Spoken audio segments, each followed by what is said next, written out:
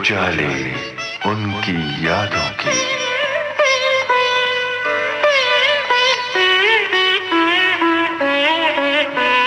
उजाले उनकी यादों की।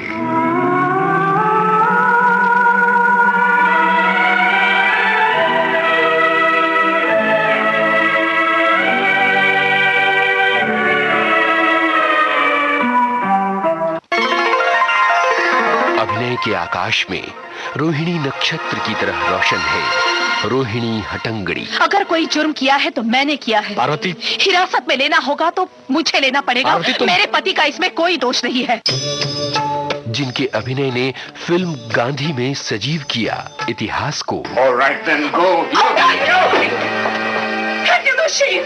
I'm your wife.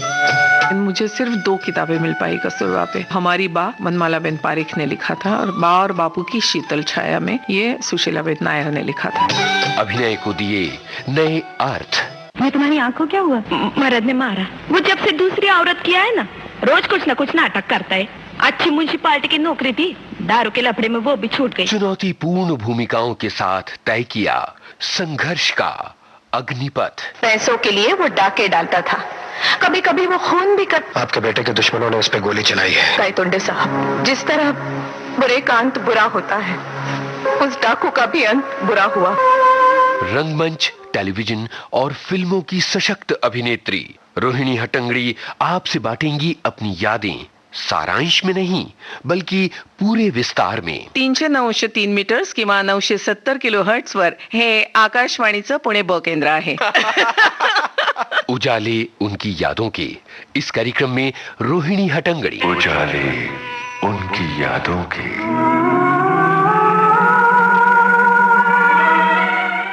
दोस्तों, आपको याद होगा बातों का सिलसिला वहां जाकर खत्म हुआ था जबकि रोहिणी हटंगड़ी पहुंची कोलकाता अपने एक इंटरव्यू के सिलसिले में, और इसी दौरान आकाशवाणी पुणे से उन्हें बतौर आकस्मिक उद्घोषिका बुलवा लिया गया। सुनते हैं आगे की कहानी। मुझे विविध भारती से जुड़ने का मौका मिला। ये बात कितनी देर से इंतजार कर रहा था।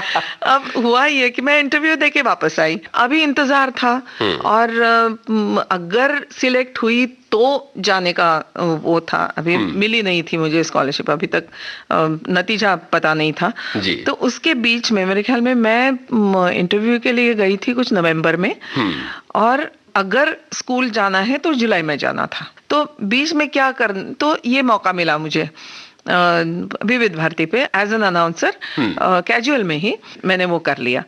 तो वहाँ का तो खैर बहुत ही बढ़िया 2 महीना मेरा अनुभव रहा है जी। तब के जमाने में मिस्टर साठे, यानी अभी आजकल मराठी में जो रविंद्र साठे जो हैं, उनके पिताजी जी जी वहां पे अनाउंसर हुआ करते थे और बहुत जाने माने अनाउंसर थे वो जी।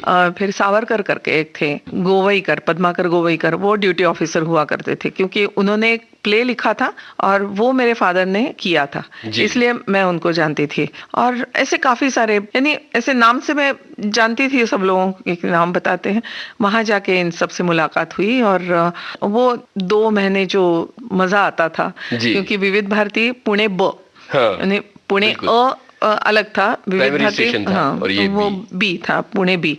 तो अनाउंसमेंट, ट्रांसमिशन ओपन करना, वो टेप्स चेक करना, क्योंकि बम्बई से टेप्स आते थे, और लाइव प्रोग्राम तो एक हाथ दूसरा ही होता था जी जी। जो रात का एक प्रोग्राम होता था बेला के फूल, वो लाइव होता था। उसके लिए अनाउंसमेंट्स लिखना एक मजेदार बात थी। तो बाकायदा वो अनाउंसमेंट्स वगैरह लिख के मैं हमारे सीनियर्स, क्योंकि हम जूनियर थे, अभी अभी शुरू किया था हमने, तो हमारे पीछे बैठा करते थे सीनियर्स हमारे। तो वो अनाउंसमेंट लिख के उस सीनियर को दिखाना कि ये, फिर उन्होंने थोड़ा सा, नहीं रोहिणी ये ऐसा करो, ये ऐसा करो, ये इस तरह से स्टार्ट करो, तो पहले गाने से स्टार्ट करके अभी आपने सुना वगैरह ऐसे करके। तो बड़ी मजेदार बातें हुआ करती थी। कैसे अनाउंसमेंट्स हुआ करते थे? मैंने शायद हमारा ट्रांसमिशन ओपनिंग का जो अनाउंसमेंट था मराठी में, अभी तक याद है? हाँ बिल्कुल, क्योंकि इतने की हुई चीज है, वो थोड़ा सा यहाँ वहाँ हो जाएगा, लेकिन फिर भी याद है जी। जैसे मैं शुरू करती थी, 309.3 मीटर्स किंवा 970 किलोहर्ट्ज वर हे आकाशवाणीचं पुणे ब केंद्र आहे. टोन भी वैसे ही हो गया. सडनली ऐसे चेंज होता था हमारा टोन, और मजेदार. अब सुनिए वंदनवार वगैरह ऐसे करके फिर टेप चलाते थे हम. एक और मजेदार बात हुई थी कि वो साठे साहब ने ये बात, हम नभोनाट्य करते थे ना, मराठी में नभोनाट्य होता था जी. और कभी कभी लाइव भी प्रोग्राम ऐसे होता था हमारे कलाकारों का. तो साठे साहब जब उन्होंने हमें ये किस्सा सुनाया था, ऐसे श्रुति का यानी वो नभोनाट्य चल रहा था और जैसे हो गया और साइलेंस करते हैं, उसमें वो इंजीनियर जो बैठा है वो ऑफ करता है, हमें रिकॉर्डिंग खत्म कर देता है या ग्रामों को काट देता है और फिर वो एयर पे जाता है. उस दिन पता नहीं इन्होंने पॉज ले लिया, शांतता, वो शायद चूक गया होगा या क्या हुआ, उसने बिना ग्रामों काटे आगे वाला ट्रांसमिशन शुरू कर दिया और यहाँ कट गया होगा. ये सोच के अरे त्या वेलणकरांना मुलगी झाली म्हणे और ये वेलणकर की मुलगी वो पूरे ट्रांसमिशन में चली गई. को पता चल गया. तो ये हमको किस्सा वो साठे साहब सुनाते थे हमको कि ऐसे भी कभी कभी होता है. तो कभी कोई ट्रांसमिशन करने के दौरान चूक हुई छोटी मोटी? हाँ, तो वो तो खैर वो होना जरूरी ही था क्योंकि ये होता था कि मैंने बात करते वक्त मेरा स्लिप ऑफ टंग या ऐसे, वैसे अनाउंसर ने नहीं करना चाहिए ऐसे. जी. तब के जमाने में तो बहुत वो था कि क्लियर सब कुछ स्वच्छ होना चाहिए, लेकिन वो मुझसे हो ही जाता था. वो खैर मैंने थोड़ा सा संभाल लिया, लेकिन अब ये होता था कि हम अब सीख गए हैं तो हम ही वो टेप लगाएंगे, हम ही वो डिस्क लगाएंगे, हम ही वो करेंगे और हमारे सीनियर्स पीछे बैठेंगे, तो हम पे छोड़ देते थे और ट्रांसमिशन के वक्त आ जाते थे. तो मैंने सब लगाया गया था और मुझे याद है बेकरारे दिल तू गाए जा, ये गाना किशोरदा ने भी गाया है और सुलक्षणा पंडित ने भी गाया है. अलग अलग वर्जन है, अलग अलग वर्जन है. अब मैंने सुलक्षणा पंडित का लगाया था और वो एक डिस्क पे था, वो डिस्क वगैरह तैयार रखी और अनाउंसमेंट की. अब सुनिए ये गाना, और मैंने ऑन कर दी डिस्क, तो सडनली वो बेकरारे दिल ऐसे कुछ हो गया और मैंने कहा मैंने सुलक्षणा पंडित का वो किया था, क्या हुआ? सडनली याद आया मैंने वो स्पीड चेंज नहीं किया था. ये भगवान. तो सावरकर ही थे मेरे साथ, तो मैंने ऐसे घबरा के देखा, मैंने कहा क्या करूं.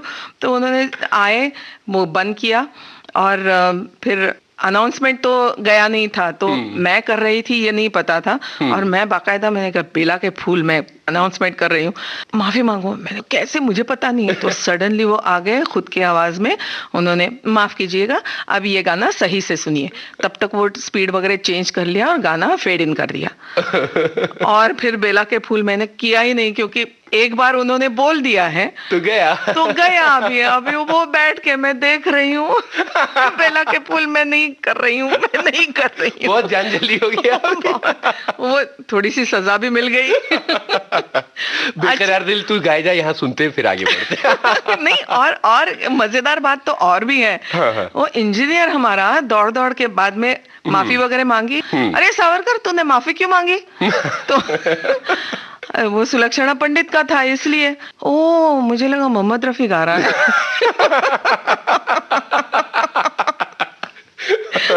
ये आगे मजेदार बात तो ये हो गई. चलिए फिर वो गाना सुनते हैं.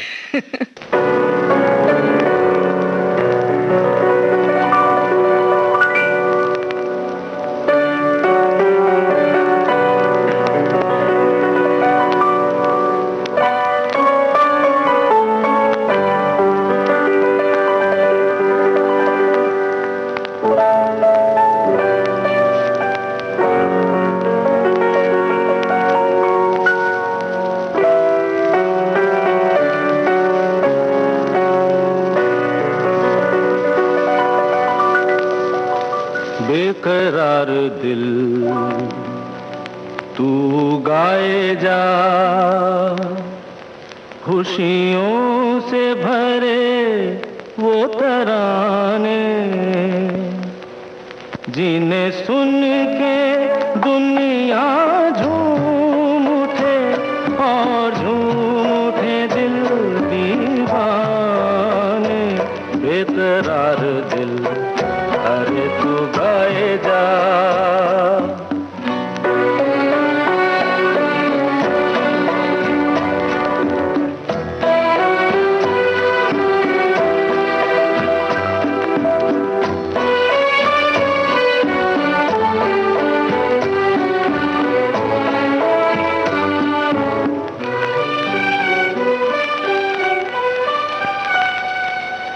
राग हो कोई मिलन का, सुख से भरी सरगम का।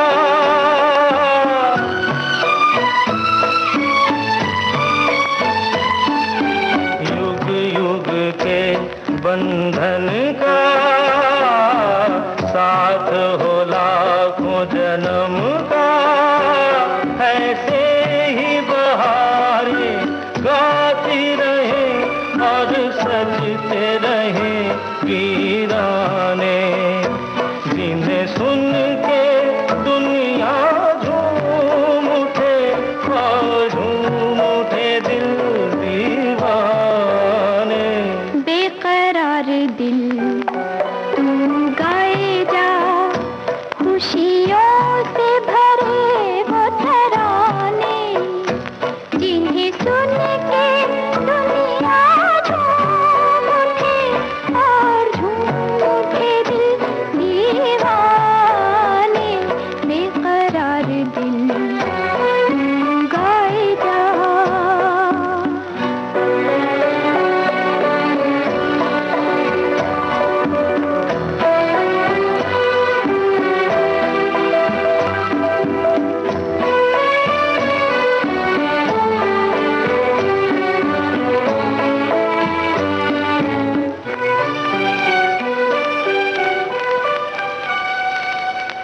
रात यूं ही थम जाएगी, रुत ये हंसी मुस्काएगी।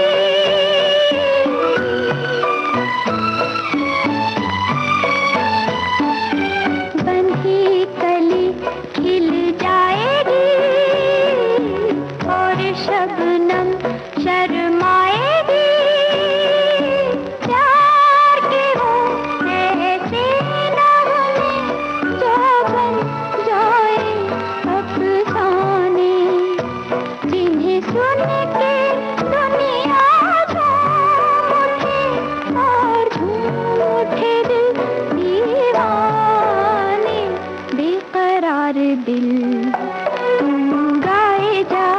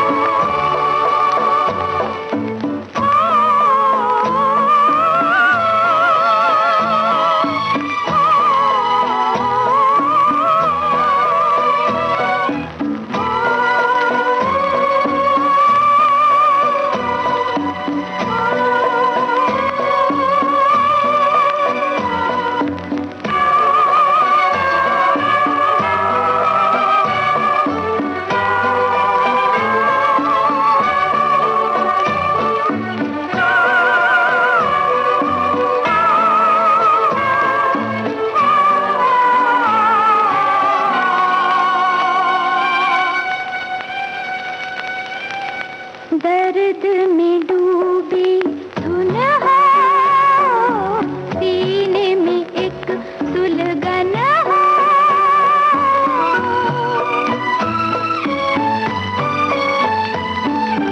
सांसों में हल्की चुभन हो, सहमी हुई धड़कन हो।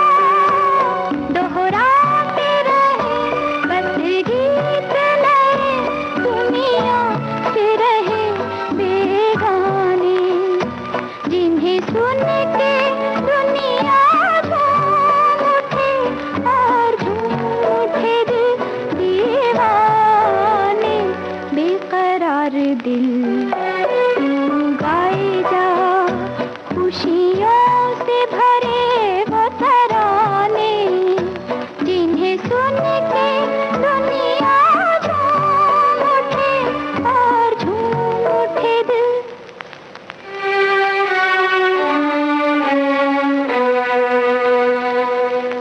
इसका मतलब ये है रोहिणी जी कि ये जो रेडियो की दुनिया है ये आपकी अच्छी खासी परिचित दुनिया है जिसमें आप बाकायदा काम कर चुकी हैं जी। ये वो समय था जबकि आपको इंतजार था कि एनएसडी से आपका बुलावा आ जाए जी, और फिर आप वहाँ ग्रेजुएशन डिप्लोमा करने के लिए जाएं। जी। कितना समय लगा और वो जो इंतजार था वो कितना मुश्किल था? इंतजार तो खैर मुश्किल ऐसे नहीं लगा क्योंकि बीच में ये 2-3 महीना मैंने ये कर लिया, 2-2.5 महीना। और जैसे ही इंटरव्यू का कॉल आया तो जुलाई में जाना था, तो 1-1.5 महीना पहले तो कॉल आया कि आप सिलेक्टेड हैं और आप ज्वाइन कर लीजिए। तो जुलाई में ज्वाइन करना था। और ये बातें जब मैं बता रही हूँ फरवरी मार्च की ऐसी बातें हैं। बहुत ज्यादा इंतजार नहीं करना पड़ा क्योंकि एक तो वो होता है कि आप बहुत ज्यादा एक्सपेक्ट करें तब बहुत ज्यादा खलता है वो इंतजार। तो मैं एक्सपेक्ट ही नहीं कर रही थी, चलो इंटरव्यू तो दे दिया है, चलो हो जाएगा तो हो जाएगा, यू नो। तो वैसे वो हुआ। लेकिन जुलाई में जब हम गए वहां पे, मैं गई पूना से, मैं अकेली ही थी हमारी बैच में। और तब पूना के ही हमारे एक बहुत बड़े रंगकर्मी ने मुझे बताया था कि डोंट वरी, बम्बई से भी एक लड़का आने वाला है, तो मुझे मालूम है वो जा रहा है नेशनल स्कूल ऑफ ड्रामा, सो वहां मिलेगा। तो मैंने कहा एक तो बम्बई से है कोई, नहीं तो वहां पे पता नहीं कहाँ कहाँ से लोग आएंगे। बिल्कुल। और मुझे तो मालूम नहीं है और वहां पे ही रहना पड़ेगा, वहां पे हॉस्टल। अच्छा, हॉस्टल का भी वो दूसरा साल था, वो हॉस्टल बिल्कुल नया था, तो वो भी कैसे होगा, क्या होगा। लेकिन ये था कि हॉस्टल बिल्कुल स्कूल के नजदीक था, इसलिए वो एक राहत थी कि चलो कहीं से बिना ट्रैवल किए वॉक करके आप जा सकते हो। मुझे छोड़ने के लिए कोई हमारी जान पहचान वाली थी, माँ तो नहीं आ सकी थी, बाबा भी नहीं आ सके, तो किसी को भेज दिया था। दिल्ली में हमारा कोई नहीं था। और शायद पहली बार घर छोड़ रही थी आप? घर पहली बार छोड़ रही थी, दिल्ली में कोई नहीं था। मेरे ख्याल में तेंदुलकर साहब के, विजय तेंदुलकर के छोटे भाई, लेकिन मैं पहचानती नहीं थी उनको। वो उनका भी पता चला, वो बाद में पता चला, लेकिन मैं जा रही थी उस वक्त हमारा कोई नहीं था दिल्ली में। तो थोड़ा सा वो भी था कि कोई नहीं है दिल्ली में, एन वक्त पे क्या करेंगे, लेकिन स्कूल सारी जिम्मेदारी ले लेगा। एनीवे, हम वहां चले गए। पहले 2 दिन में हमारे क्लास में से सब लड़कियों की जान पहचान हुई। अब ये हुआ कि मैंने नाम तो सुना था जयदेव हट्टंगड़ी करके, मैंने कहा हाँ ये लड़का, अभी इसको देखना है क्या। अच्छा, जयदेव जी जब मुझे वहां मिले तो ये लड़का आया एकदम से, नॉट वेरी शॉर्ट, लड़का सा ऐसे सामने आया। मैंने कहा अच्छा ये जयदेव, हेलो करके मैंने नमस्कार वगैरह किया, हमारे पूना स्टाइल में नमस्ते वगैरह किया। तो ऐसे एक बार मुझे देखा, हेलो ऐसे करके निकल गया। मैंने कहा बाबा ये लड़का मराठी भी नहीं बोल रहा है और ये हेलो करके वगैरह चला गया। मैंने कहा, और साथ में जो शरद व्यास नाम का लड़का था वो भी बम्बई से था, वो गुजराती, तो उसके साथ उनकी जमी थी पहले 2 दिन में, क्यों बम्बैया इसलिए। तो वो बाहर से आए तो वो दोनों इकट्ठा चाय पी के आ रहे थे और ये हिंदी में बात कर रहा है, बहुत ही अस्खलित हिंदी में बात कर रहे हैं उनके साथ। मैंने कहा ये लड़का मराठी भी नहीं बोल रहा है, अब मेरा क्या होगा तो उसके बाद फिर क्लासेस वगैरह स्टार्ट हुए और हमको ना शुरू में क्लास में नाटक हमें पढ़ाते थे, एक रिप्रेजेंटेटिव नाटक पढ़ाया और बाद में उसी लेखक के या उसी कंटेम्प्रेरी लेखक के आप नाटक पढ़ो। बिल्कुल। तो ऐसा एक आषाढ़ का एक दिन नाम का मोहन राकेश का नाटक, वो हमको ड्रामेटिक लिटरेचर में पढ़ना था। अच्छा, अभी ये होता है कि हर एक के पास तो नाटक चाहिए। अब लाइब्रेरी में उन्होंने कहा एक ही कॉपी है, कॉपियां आने वाली थी लेकिन तब कहाँ पता था कि कॉपियां आएगी, सबको मिलेगी। बोर्ड पे ऐसे लिखा था कौन कौन सी नाटक की कितनी कितनी कॉपीज है, तो आषाढ़ का एक दिन एक कॉपी। अच्छा, हम ऐसे पढ़ रहे थे नोटिस बोर्ड पे, तो पीछे से आवाज आई, ये एक कॉपी मेरी है। मैंने देखा तो ये लड़का ये बोल रहा है एक कॉपी मेरी है। मैंने कहा यार मुझे कॉपी नहीं मिलेगी। तो मैं और मेरी सहेली हरियाणा की ये लड़की थी, मैंने कहा श्रेष्ठा जल्दी जल्दी जाते हैं, हम ये एक कॉपी ले लेंगे, तू और मैं हम बांट लेंगे चाहे तो आपस में। दौड़ दौड़ के हम लाइब्रेरी में गए और कहा कि मैडम ये कॉपी हमें चाहिए। तो मैडम आप इतना क्यों कर रही हो, ये कॉपियां तो आएंगी, अभी एक कॉपी है लेकिन सबको मिलेंगी कॉपियां। मैंने कहा नहीं ये कॉपी हमको चाहिए, इतना ही मालूम है मुझे। तो ऐसे सामना पहले हुआ मेरा जयदेव जी के साथ। आखिरकार आखिर मैंने ली कॉपी। ये ऐसा हुआ। उसके बाद फिर मैंने भी अच्छी तरह से हिंदी सीख ली, जयदेव जी ने भी अच्छी तरह से मराठी सीख ली। क्या बात है। ये जो मोमेंट था जयदेव जी से पहली मुलाकात का, जबकि आपको बहुत नक चढ़े लगे, ये एक सिचुएशन है गाने की। बजाइए, कौन सा बजाएंगे? आप बताइए। अभी मुझे नहीं मालूम। चलिए ठीक है, यहाँ पर एक बढ़िया सा गाना सुनते हैं। और वो गाना कल्पना जी की पसंद से सुनेंगे जी।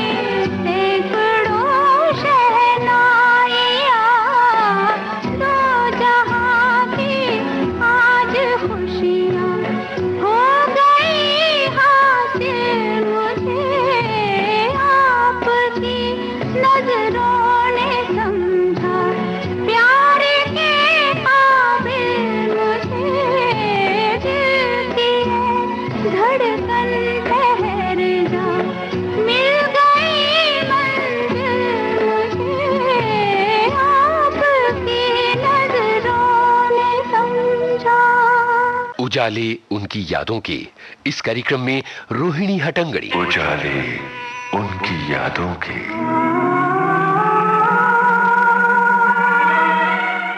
रोहिणी जी, ये जो एनएसडी में जाना, क्योंकि आप तब तक ड्रामेटिक्स की कोई ट्रेनिंग तो आपने ली नहीं थी, लेकिन पूना के रंगमंच पर सक्रिय थी। अब एक सिलसिलेवार पढ़ाई और एक प्रॉपर एक्सपोजर आपको मिलने वाला था। और दूसरी एक और चीज, आपके जीवन की एक और महत्वपूर्ण घटना भी वहां हो रही थी, जयदेव जी का पहुंचना जी। एनएसडी आपके जीवन में कितना महत्वपूर्ण है, उसके बाद पहले इस सवाल का जवाब दीजिए, दूसरा थोड़ा बड़ा हो जाएगा फिर। ओके, एनएसडी तो बहुत ज्यादा महत्वपूर्ण है, क्योंकि वहां पे थिएटर के हर एस्पेक्ट पे ध्यान देके आपसे काम करवाया जाता है, आपको सिखाया जाता है। एक तो हमारे जमाने में अलकाजी साहब ने इतना अच्छा सिलेबस बनाया था, क्योंकि मैं अभी भी सोचती हूँ कि that was the best syllabus we had. कहते हैं कि वो अलकाजी साहब का जो समय था वो सर्वश्रेष्ठ समय था बहुत ज्यादा, क्योंकि वहां से आप नाम सुनेंगे जो लोग वहां से करके आए हैं, तो आजकल वो चमक रहे हैं जी पूरे हिंदुस्तान में। तो वहां पे जो सिलेबस था वो ऐसा था कि ड्रामेटिक लिटरेचर, जिसमें हमको western drama, Indian drama, classical Indian drama और एशियन ड्रामा, ऐसे 4 सब्जेक्ट्स हुआ करते थे। अब वेस्टर्न ड्रामा में आप शेक्सपियर से लेके जॉन ऑसबर्न तक आप नाटक पढ़िए। क्लासिकल इंडियन ड्रामा में भास, कालिदास जी, इनके नाटक पढ़िए। इंडियन ड्रामा में विजय तेंदुलकर, बादल सरकार, मोहन राकेश, ऐसे कंटेम्पररी जो हैं वो। और एशियन ड्रामा यानी चाइनीज एंड जापानीज थिएटर, ऐसे 4 सब्जेक्ट्स थे।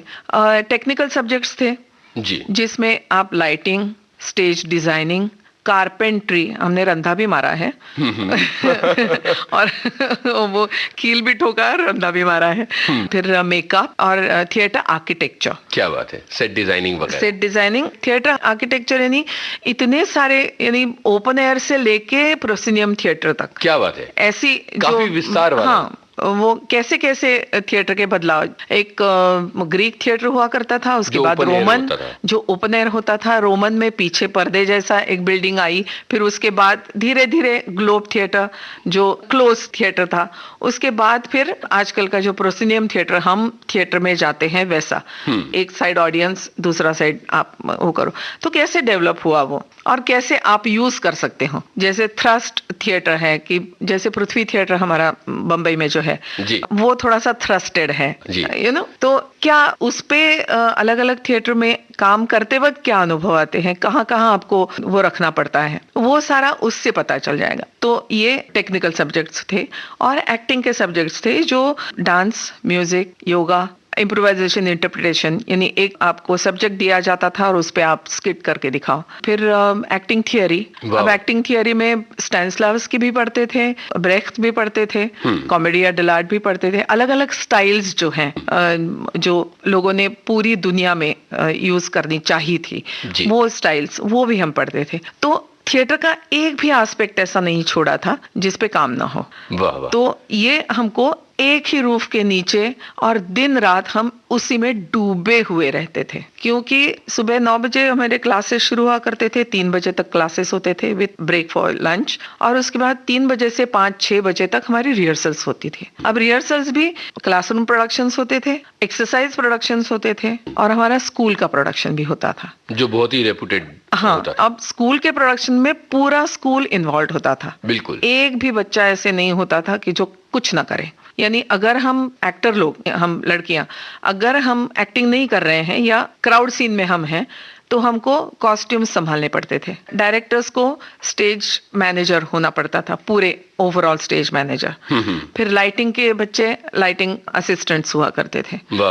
कभी कभी लोग अगर कम पड़े तो क्राउड सीन में लाइटिंग के बच्चे भी क्राउड सीन में आते थे। क्या बात है। तो कुछ ना कुछ करके पूरा स्कूल इन्वॉल्व होता था, और उसमें या तो अलकाजी साहब या तो और कोई गेस्ट अगर डायरेक्टर है वो आते थे और काम करते थे हमारे साथ।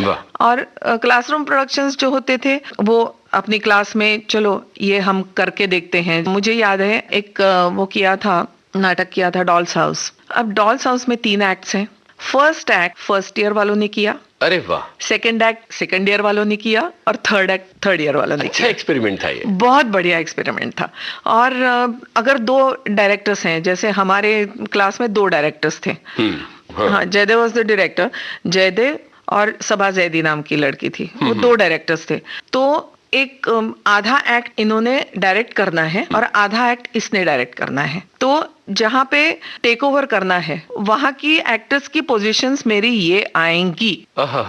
ऐसा समझो जयदेव फर्स्ट हाफ करने वाला है, तो उन्होंने डिमांड कर दिया। ये मेरी एक्टर्स की पोजीशंस है इस सीन के बाद, या इस सीन में अगर आधा सीन इसने करना है आधा सीन इसने करना है, तो ये पोजीशंस है, अब इसके बाद तुम करो। क्या बात, तो वहां से उठाना पड़ता था। ऐसे बहुत बढ़िया वो मजेदार प्रोडक्शन हुआ। और फिर डिप्लोमा प्रोडक्शंस हुआ करते थे। डिप्लोमा में थर्ड ईयर के डायरेक्टर्स थे, वो अपने एग्जाम के लिए हमें लेके, हम एक्टर्स को लेके, जो भी है एक्टर्स डायरेक्टर्स, यानी स्कूल का कोई बच्चे लेके वो अपने प्रोडक्शंस करते थे। जैसे विद्याधर पुंडलिक चक्र नाम की वो थी, वो आशा कसबेकर नाम की लड़की ने किया, जिसमें मैंने द्रौपदी किया था। या ऐसे फर्स्ट ईयर की होके भी मुझे प्रोडक्शन में काम करना। राजेंद्र गुप्ता डायरेक्टर थे, जो अभी एक्टिंग करते हैं, बहुत अच्छे एक्टर हैं वो भी, लेकिन उनके फर्स्ट एक्ट किया था बाकी इतिहास का, तो उसमें मैं और ओमपुरी थे। क्या बात है। तो ओमपुरी आपसे सीनियर थे? एक साल सीनियर थे। अच्छा अच्छा। ओमपुरी, नसीरुद्दीन शाह, बी जयश्री, ज्योति सुभाष, तब ज्योति देशपांडे थी, ज्योति सुभाष, वो ये हमारे सीनियर्स थे। हमारी जूनियर्स में से राज बब्बर, अजीत वाच्छानी, वाह वाह, और एक उड़ीसा का लड़का, वो बहुत बड़ा एक्टर बना उसके बाद, मोहंती ही नाम था पहला नाम, क्योंकि 3 मोहंती थे हमारे। जी जी जी। तो वो लड़का, फिर उसके बाद के रैना, पंकज कपूर, रंजीत कपूर, अनिल चौधरी, सब बड़े नाम वहाँ जमा हुए थे। वहाँ ये हमारे आसपास ही थे। और विपिन कोटक, वो अभी आजकल थिएटर में नहीं करता है, लेकिन थिएटर में रुचि रखता है, लेकिन अपने चित्रलेखा संभालता है वो। जी जी। तो कमल नयन चोपड़ा, बहुत सारे, I mean you name it. And क्या बात है। नादिरा जी, नादिरा बब्बर, जी जी, सुरेखा सिकरी जी, ये तो हमारे काफी सीनियर्स थे। मनोहर सिंह, उत्तरा बावकर। पहले से नाम गिनाऊं तो ओम शिवपुरी, सुधा शिवपुरी, फिर रामगोपाल बजाज से मैं नाम सुनाना शुरू कर दूंगी। एकदम सब दिग्गज लोग जमा हो जाएंगे। जी। रोहिणी जी, यहाँ एक गाना सुनते हैं। हाँ। और उसके बाद आगे बढ़ेंगे और गाना आप बताएंगे। इतने सारे नाम गिनाए, इनमें से किसी एक को लेके लगा लेंगे। ये दिल तो बच्चा है जी।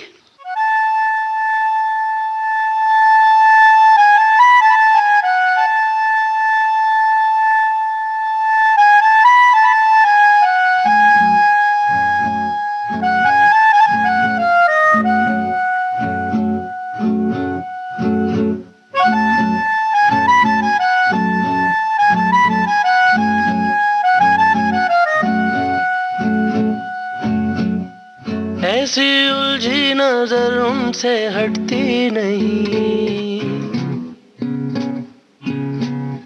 दांत से रेशमी डोर कटती नहीं।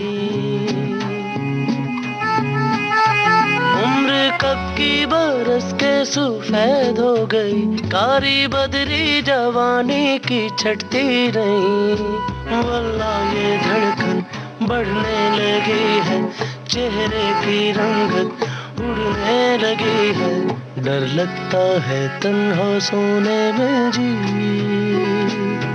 दिल तो बच्चा है जी, दिल तो बच्चा है जी, थोड़ा कच्चा है जी,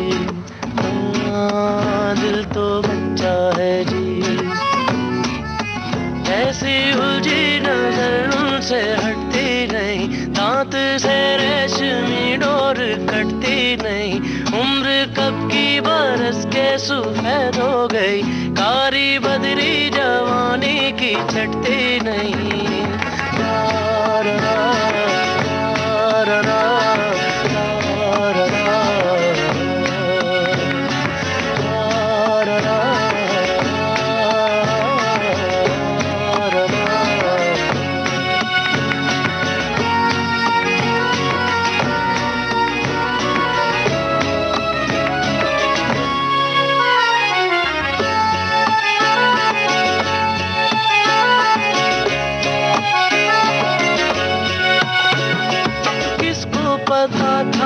पहलू में रखा दिल ऐसा बाजी भी होगा, हम तो हमेशा समझते थे कोई हम जैसा हाजी ही होगा। हाय जोर करे कितना शोर करे, बेवजह बातों पे हमें गौर करे। दिल सा कोई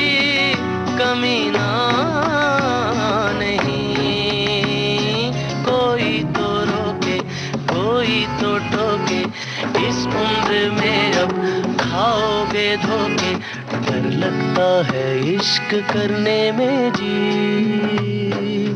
दिल तो बच्चा है जी, दिल तो बच्चा है जी, थोड़ा कच्चा है जी, हाँ दिल तो बच्चा है जी।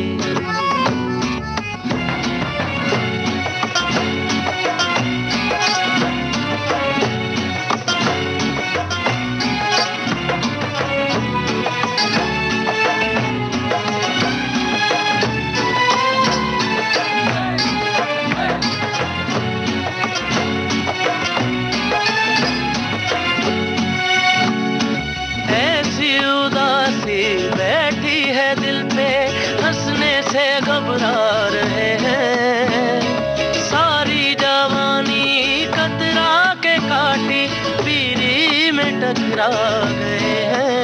दिल धड़कता है तो ऐसे लगता है वो आ रहा है, यही देखता ही ना हो। प्रेम की मारे कटार रे, तौबा ये लम्हे कटते नहीं क्यों, आंखों से मेरे हटते नहीं क्यों, डर लगता है कुछ से कहने में जी।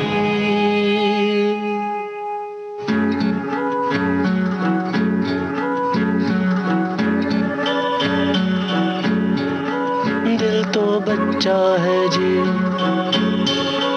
दिल तो बच्चा है जी, थोड़ा कच्चा है जी, हाँ दिल तो बच्चा है जी।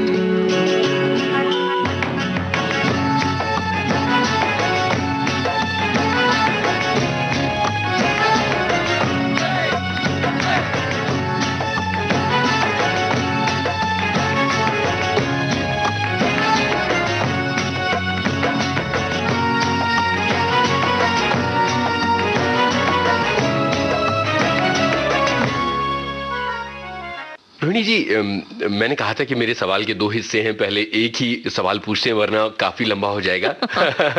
वो सवाल ये था कि एक तो टोटल एक्सपोजर आपको थिएटर का वहां मिल रहा था, और उससे जुड़ी हुई बात यह है कि बहुत ठोक बजाकर एक्टर तैयार किए जा रहे थे एनएसडी के उस शुरुआती दौर में, और आज का ये दौर है जबकि आप पॉपकॉर्न किस्म की एक्टिंग देख रही हैं, बिना ट्रेनिंग के या कहीं से भी आए बहुत एम्बिशियस लड़के लड़कियां एक्टिंग कर रहे हैं। आपको क्या लगता है कि कौन सा रास्ता ज्यादा अच्छा है, जिस रास्ते से तप कर स्ट्रगल करके निखर के आ पाई हैं वो रास्ता, ये आज के जमाने का शॉर्टकट रास्ता? नहीं, हमेशा शॉर्टकट्स ऐसे मामले में मुझे लगता है शॉर्टकट रास्ते गलत होते हैं जी। यानी आपको तकलीफ डेफिनेटली होती है, लेकिन आप जो सीखते हैं ना वो ऐसे छोटे छोटे रास्तों पे नहीं सीख पाते जी। एक तो वो रास्ता शॉर्टकट तो शॉर्टकट ही रह जाता है, फिर आप लंबी रेस का घोड़ा नहीं हो सकते। और वो शॉर्टकट रास्ते से अगर आप आए और आपने मेहनत की तो आप सरवाइव हो सकते हैं, ऐसा मैं सोचती हूँ। काफी वक्त ऐसे होता है कि नए नए लोग आते हैं, एक हाथ दूसरी फिल्म में आते हैं और भूले से जाते हैं, बाद में कुछ नहीं कर पाते, या एक हाथ सीरियल कर ली बाद में कुछ नहीं। लेकिन उस सीरियल के दौरान अगर उन्होंने ये थोड़ा सा रखा कि नहीं मैं जो आ रही हूँ ये बाय लक आ गया हूँ या आ गई हूँ और मुझे मेहनत तो करनी पड़ेगी और वो मैं करूंगी, अगर ऐसा उन्होंने सोच लिया तभी वो आगे निकल सकते हैं। बिल्कुल, बिल्कुल। लेकिन मेहनत को कोई दूसरा पर्याय नहीं है। बहुत सही बात आपने कही। तभी ये जो आपने अपने कंटेम्प्रेरीज का नाम लिया जो एनएसडी में आपके आगे पीछे या साथ में आपके बैच के आगे पीछे थे, इतने ठोस और बड़े नाम तभी बन पाए वो। जी जी बिल्कुल, क्योंकि मेहनत भी आपने की, आपने वो किया, आपका एक्सपीरियंस और आपके सक्सेस को कैसे लेते हो ये भी बहुत जरूरी है। सक्सेस मैनेजमेंट, हाँ सक्सेस मैनेजमेंट ही कहना चाहिए, क्योंकि सक्सेस अगर दिमाग में गया और मेरे सिवाय दूसरा कोई नहीं है ऐसा आपने सोच लिया तो शायद आपका डाउनफॉल तय है। बिल्कुल बिल्कुल, तो वो भी नहीं होना चाहिए। और अगर इतने सालों बाद मैं आजकल के बच्चों को देखती हूँ, आजकल के जमाने के नए नए जो एक हाथ दूसरी सीरियल करके आते हैं, कभी कभी ऐसे लगता है मैं इनसे सीखूं। टेंट्रम्स लगते हैं लेकिन कहीं पे जाके ये बहुत बड़ा रिगमरोल है, दिस इज दुष्ट चक्र जैसा है। अगर आपने कुछ नहीं बोला तो आपका फायदा उठाते हैं लोग। यानी जैसे हम एक्टर्स हैं, एक्टर्स का टाइमिंग सिंपल सी बात है, 12 से 12 या 9 से 9, 9 का 10 हो सकता है, 10 का 11 हो गया तो फिर आपको खलने लगता है कि भैया हमें भी जिंदगी है, बिल्कुल हम भी मशीन नहीं है। लेकिन वो जब आप बोलते नहीं हो तो उसका फायदा उठाया जाता है कि चलो रोहिणी जी ये सीन छोड़ के तो नहीं जाएंगी, 8:30 बजे शुरू करो, 10 बजे तक कुछ नहीं बोलेंगी, सीन कंप्लीट करके जाएंगी। ऐसा अगर किसी ने सोच लिया तो मुझे I must put my foot down, right, मैं नहीं करूंगी।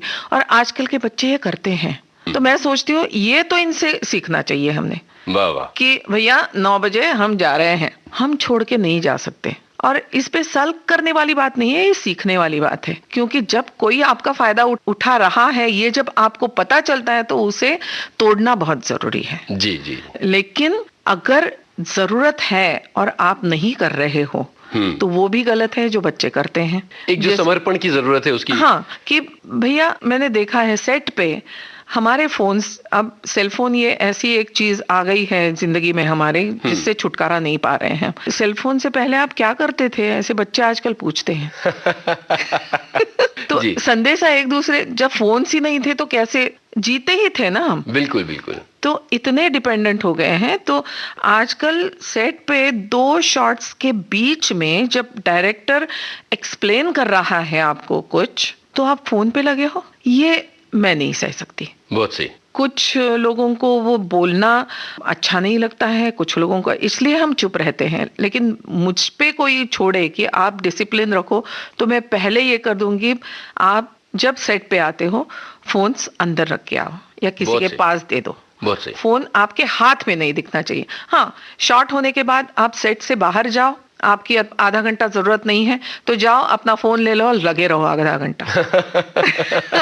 you know? आपकी परेशानी हम समझ सकते हैं। सेट के ऊपर जब सामने से डायरेक्टर कुछ बोल रहा है और ये बीबी पे जा रहे हैं, उंगलियां चल रही है बीबी पे और बीबी पे ध्यान है, हाँ हाँ आगे ऊपर देखे, हाँ हाँ हाँ हाँ हाँ, ऐसे होता है तो बहुत तकलीफ होती है। जी जी जी भैया, ये ऐसी छोटी छोटी चीजें हैं, ये डिसिप्लिन की बात है। सही है। तो ये डिसिप्लिन अब सिखाएगा कौन, क्योंकि वो स्टार्स होते हैं। तो ये थोड़ा सा तकलीफ वहां होती है कि ये ऐसा क्यों कर रहे हैं। फिर ऐसे दिमाग में आता है कि भैया इन्होंने अपना नहीं हुआ तो एक सीरियल वाला है ये। क्या बढ़िया जुमला आपने कहा है।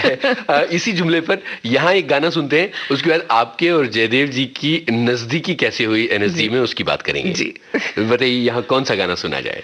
अच्छा, कुछ ना कहो। कुछ ना कहो, ये सुनते हैं। फिल्म का नाम 1942 लव स्टोरी। यस।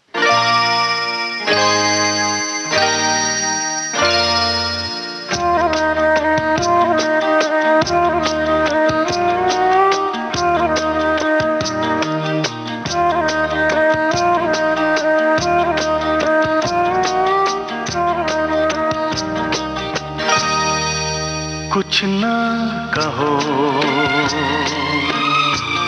कुछ भी ना कहो, कुछ ना कहो, कुछ भी ना कहो। क्या कहना है, क्या सुनना है, मुझको पता है, तुमको पता है। समय का ये पल थम सा गया है और इस पल में कोई नहीं है, बस एक मैं हूँ, बस एक तुम हो।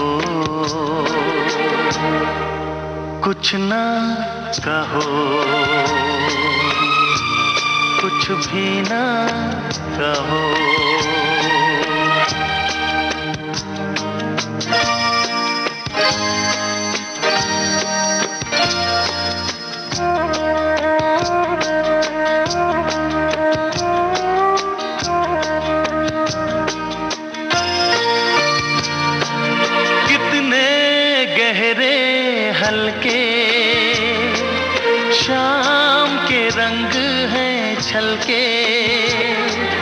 पर्वत से यूं उतरे बादल, जैसे आंचल ढलके, कितने गहरे हल्के, शाम के रंग हैं छलके।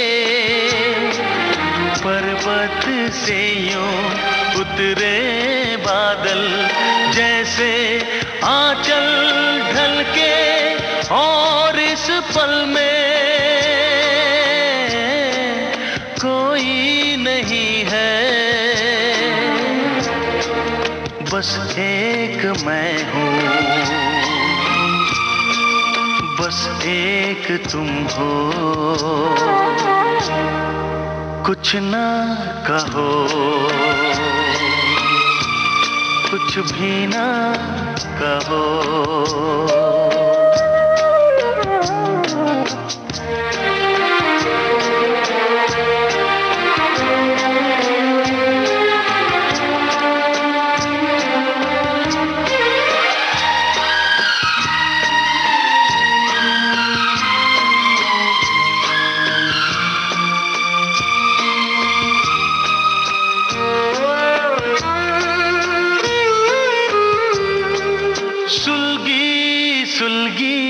सांसें, बहकी बहकी धड़कन,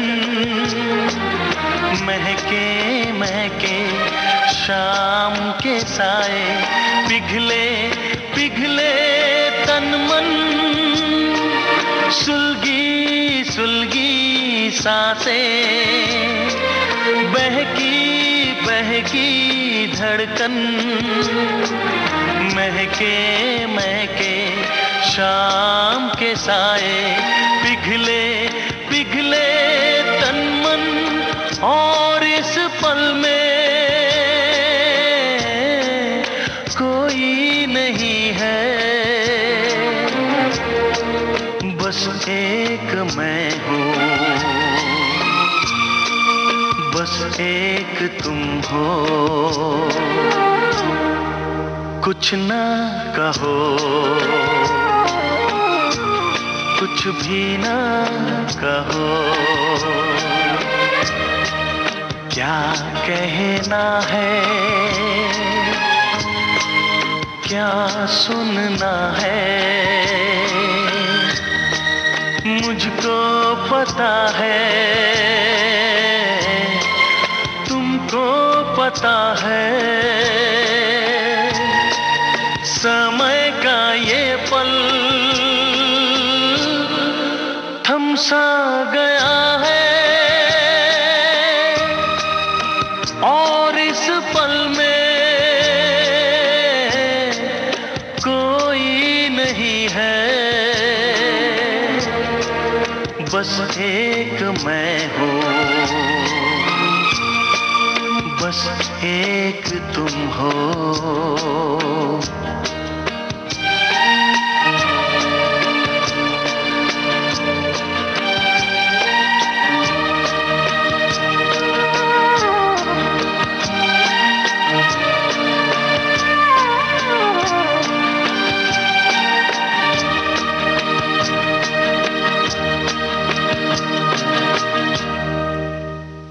रोहिणी जी, आपने ये इशारा कर दिया कुछ ना कहो, लेकिन मेरा तो पेशा ही है कहते रहना और कहलवाते रहना। एनएसडी में आपके जीवन की दो महत्वपूर्ण घटनाएं हुई। एक तो आपको एक्टिंग का डिप्लोमा मिला और दूसरा एक जीवन का डिप्लोमा भी आपको मिला था। तो उसके बारे में बताइए। खैर, अभी मैं बता रही थी मेरी और जयदेव जी की कैसे पहली मुलाकात हुई। सबसे पहले तो वो कॉपी आपको मिली आषाढ़ का एक दिन की।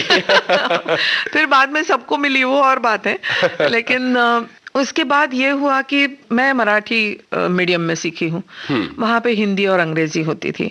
अच्छा, ये एक खास बात थी हमारे जमाने में कि आप किसी भी भाषा में बात करो चलता था, इवन एग्जाम में। अब एग्जाम्स का तरीका भी हमारा अलग था। ये होता था कि हमको एक सब्जेक्ट दिया जाता था, उस पे आप कुछ भी रिसर्च करो, कुछ भी करो। 20 दिन दिए जाते थे। 21वें दिन पे आपको वो थीसिस जैसा, ऐसे बोलो, थीसिस बोलो, वो प्रोजेक्ट आपको लिख के देना पड़ता था। सबमिशन डे एक तय किया जाता था और इस डे पे सबने आपके प्रोजेक्ट्स जमा करवाने हैं। तो आप बीच में कुछ भी करो, आप डिस्कस करो लोगों से, आप पढ़ो, आप रिसर्च करो, आप कुछ भी करो, किसी से लिखवा भी लो तो भी प्रॉब्लम नहीं था। लेकिन वो देते थे और on the day of exam 3 घंटे की हमारी एग्जाम लिखित नहीं होती थी। हमारा पूरा स्टाफ, हमारे क्लास के लोग, हम ऐसे कॉन्फ्रेंस हॉल में बैठते थे और अपने सब्जेक्ट पे आप बोलो। तो आपने कॉपी करके लिखा है तो भी आपको पता होना चाहिए तो आप जो बोलते हो वो लोगों तक पहुंचना चाहिए, तो उसकी भी प्रैक्टिस हो जाती थी। क्योंकि ये होता है कि बहुत अच्छा एक्टिंग कर लेते हो लेकिन एक्टिंग के बारे में कुछ पूछा तो ऐसे होता था, बोल नहीं पाते थे। कितनी आपको इसमें समझ है, कितना वो टॉपिक समझा है आपने, ये आपको पता चलता है। अब वहां पे मजे ये आते थे कि अगर आपसी दुश्मनी है कोई, अच्छा तूने मुझे ये किया ना, मैं देख लेता हूँ तुझे एग्जाम में देख लेता हूँ। अब देख लेता हूँ यानी क्या, मेरे टॉपिक पे आप कुछ ऐसे सवाल मुझसे पूछ, ये सवाल जवाब तो होते रहते थे, बोलती बंद करने वाले सवाल। हाँ, तो ऐसे सवाल मैं पूछूंगी आपसे किया या पूछूंगा आपसे कि आप अड़ जाए फिर देखता हूं मैं तुम्हारी अच्छी खासी खबर लेता हूँ ऐसे करके ये भी दुश्मनी होती थी। और कभी अरे ये पॉइंट तो रोहिणी ने नहीं बोला है यार, रोहिणी को बोलो ना ये पॉइंट बोलो, अच्छा ये नहीं बोला है, अच्छा रोहिणी लेकिन ये ऐसा कैसे, तो मैं समझ जा, हाँ ये पॉइंट मैं भूल गई थी, चलो ये भी एक्सप्लेन कर लो। अरे वाह, मतलब क्यों भी देते थे या दुश्मनी भी निकालते थे कि आ जाओ एग्जाम में देख लेता हूँ तेरे को, क्या बात ऐसे करके। तो ये होता था कि एक तो हेल्दी भी होता था काफी, क्योंकि अगर मैंने सवाल आपको पूछना है आपके इस सब्जेक्ट के बारे में, तो उस सब्जेक्ट का नॉलेज मुझे होना चाहिए, बिल्कुल बिल्कुल, तभी मैं कुछ पूछ सकूं, तो ऐसे हेल्दी होता था। तो ऐसे एग्जाम्स हमारी होती थी। तो अभी लिखने की जब बारी आती थी तो मैं मराठी मीडियम, मेरी बहुत गोची होती थी मैं क्या और कैसे लिखूं। अच्छा मैं अंग्रेजी में लिखती थी तो मराठी ट्रांसलेटेड अंग्रेजी होता था मेरा तो फिर ये होता था कि मैं जयदेव के पास जाती थी, जयदेव जरा पढ़ लो ना और बताओ ना मुझे, रोहिणी इसको ये ऐसा नहीं कहते। जयदेव वाज कॉन्वेंट एजुकेटेड, तो कॉन्वेंट में होने की वजह से अंग्रेजी अच्छी, तो रोहिणी ये ऐसा नहीं बोलते हैं, तुम मराठी लिख रही हो क्या, जरा अंग्रेजी लिखो, ऐसे करके वो मुझे और मैं 5-5 ड्राफ्ट्स मेरे उसके, मुझे मालूम होता था मुझे क्या लिखना है लेकिन मैं वो लिखती थी और फिर जयदेव जी उसको करेक्ट करते थे। ऐसे करके हमारी थोड़ी सी दोस्ती तब हो गई और ऐसे दोस्ती बढ़ती गई और बाकी सब तो ऐसे होता था कि अंग्रेजी मीडियम और हिंदी मीडियम ऐसे थोड़ा सा ऐसे कंपार्टमेंट्स हुआ करते थे कि अंग्रेजी बोलने वाले बच्चे और हिंदी बोलने वाले वर्नाक्युलर बच्चे, ऐसे थोड़ा सा।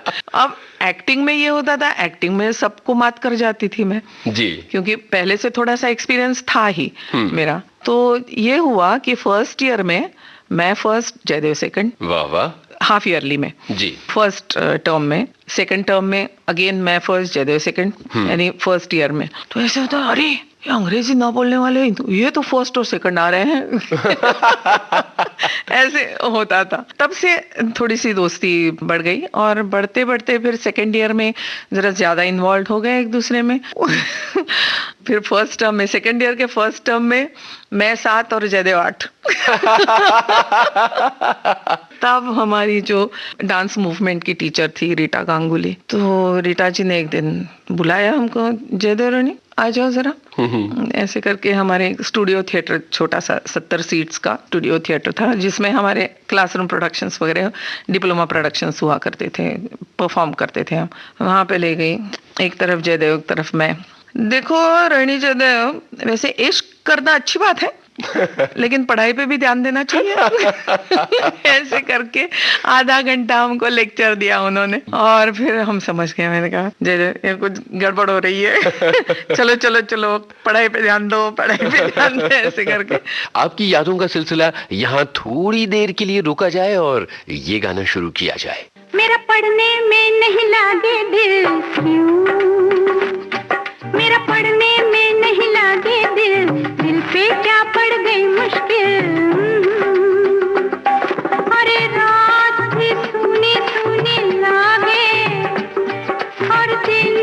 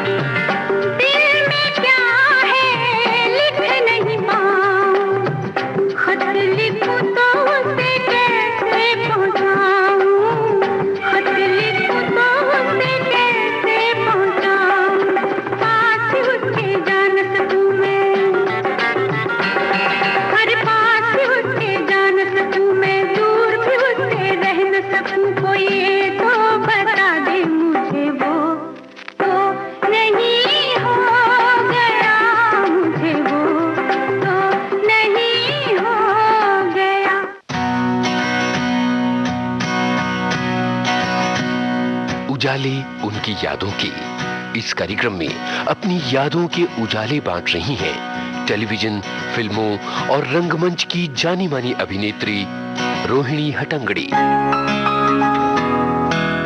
इनसे बातचीत की है आपके इस दोस्त यूनुस खान ने। रिकॉर्डिंग इंजीनियर शशांक काटदरे, संयोजिका तनुजा कानड़े। इस कार्यक्रम को विविध भारती की ओर से प्रस्तुत कर रही हैं कल्पना शेट्टी।